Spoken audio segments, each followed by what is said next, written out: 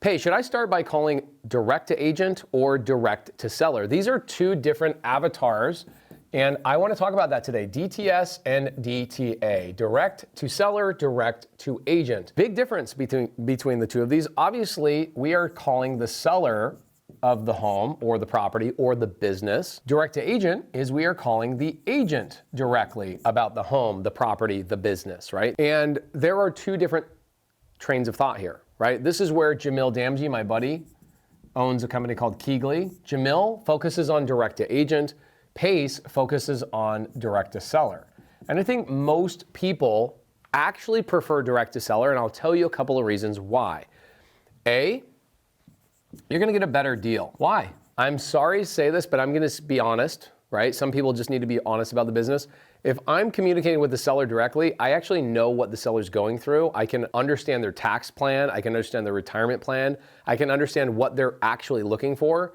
Whereas agents, no offense to agents very rarely actually care about their client to a degree where they go, well, how are you going to be taxed? How are your taxes going to be implicated here? And how is this going to happen? And what are you going to do here? And are you going to 1031? Like, the agents don't really know that stuff. And so they're just taking orders, they're putting a sign in the yard. And so when you call an agent, yeah, it's easier, okay? So this is the advantage here for Jamil, is that when you're brand new, calling an agent is actually easier than calling a seller. Because the seller is going to expect that you know a lot about real estate. The agent is okay with you not knowing a lot about real estate and just being you, which is an investor, right?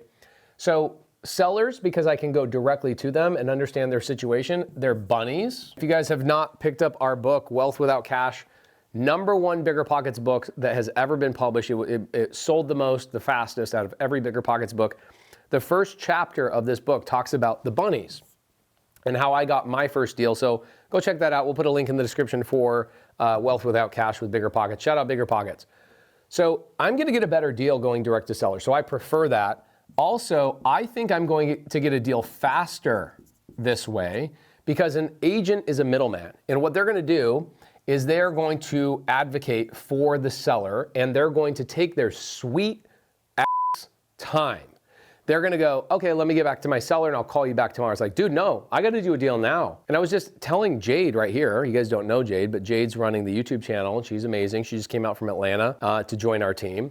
I was just telling Jade that I want to get back to what I used to do a couple of years ago where you just drop me off in the middle of nowhere and we record me doing a deal. Guess what I'm going to do? I'm going to choose seller, direct to seller. I can't wait, Mr. Agent, for you to call me back. I'm going direct to seller because I can go immediately to people that are in foreclosure or expired listings, or I can go on PropStream. I can find a seller that's highly motivated right now, okay? What's great about this is that the public record shows their motivation. And when I'm working with an agent, the agent is, even though public record also can show their motivation, the motivation they're showing is that they're just willing to sell the property, right?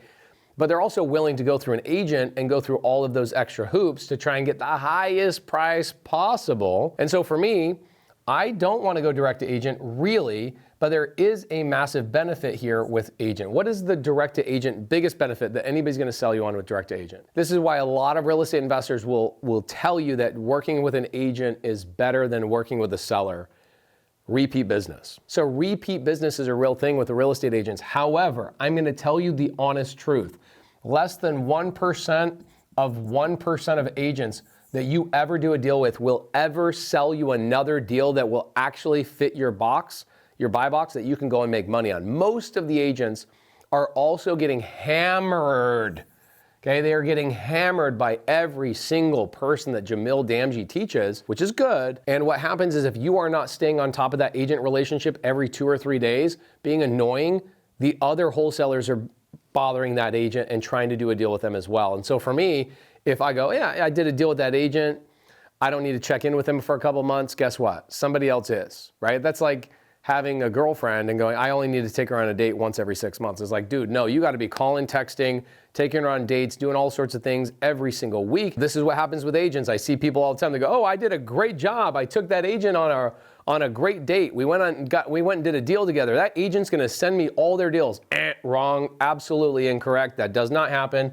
Repeat business can happen, but you have to be the loudest freaking person, bothering this person all the time, maybe even sending them Valentine's Day gift cards. I don't know. A lot of stuff, okay? I don't like working with agents because of that. I feel like the same amount of effort that's going into nurturing a relationship with an agent, I could just go out and get a better deal with a seller. I get the public record. It shows me exactly their motivation.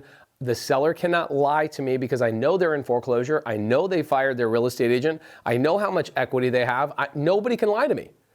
Okay. In fact, I just had one of my students record a call they had with an agent, and the student calls the agent and says, "Hey, I see the seller is actually really low on equity. Can I pitch a Subto offer?" And the agent says, "How do you know that?" And my student's like, "It's public record. Like, why are we fighting here? It's public record. Everybody on the planet knows your seller has no equity." And the agent's like, "I don't know why that's any of your business." Agents are contentious. They're protective most of the time. And so for me, if you're going to work with the 1% of the 1% of the agents, which are called the unicorn agents, then I think direct to agent is perfectly fine. But when people are brand new, which one am I going to send them to? Direct to seller or direct to agent? I'm going to tell people when they're brand new to go to direct to agent. But Pace, you've just been bashing direct to agent this whole time. Yes, but when you're brand new, it's so much easier to get your reps in on direct to agent than it is direct to seller, because direct to seller, although you're going to learn way faster, you're going to make more money here. Boom, boom, boom, tried and true. If you can learn the massive skill of finding off-market deals going direct to seller, you win. You'll never worry about money for the rest of your life. You're done. You could quit your job, you're done. Agents, my friends, the last couple of years, 60,000 agents left the business year over year. It's said that over the next 24 months, 500,000 real estate agents are going to leave the National Association of Realtors. What does that tell you? Working with agents is going to be less and less of a way for you to go out and get your first deal. So I will tell you to go call agents. Why? I will tell you to call agents because they are putting properties on the market, and if they have a property on the market, they are expecting a phone call, which makes it easier for your mind to go, "Oh, I'm brand new. I don't want to call somebody that's not expecting my call and feel like I'm bothering them." So if I have mindset issues, which that's really what that is, it comes down to a lot of it's mindset. If I have to tell you, call the seller that's in foreclosure, oh my gosh, now you're calling somebody that's not expecting your call. That's a mindset. Okay, better list, better way to get a deal all day long, right? Brandon Turner made a post on Instagram maybe a month ago. He said, it's like no argument that direct to seller or off market, this is off market, this is on market. Off market is way better for you to get deals than direct to agent. Absolutely everybody in the business will not disagree here. Even Jamil will tell you straight up, direct to seller, you're going to get better deals. So there you go. There's the difference between direct to seller and direct to agent. They both work. I love both of them. If I had to start over with no knowledge, I'm going direct to agent. If I'm trying to start over knowing what I know today, I'm going direct to seller, because seller, more pain, faster to get the deal. I'm going to get a deeper, better deal because I understand their situation and how to provide value to their bunnies. Agents, they're going to be easier for the newbie because you know that they're expecting your call. By the way, guess where you can go to watch us call agents? Elephant Challenge. Every single month, go to the Elephant Challenge, elephantchallenge.info. We do a free challenge every single month with my students that are going to help you get your first deal. So go to elephantchallenge.info or link down below. We'll see you guys in the next video.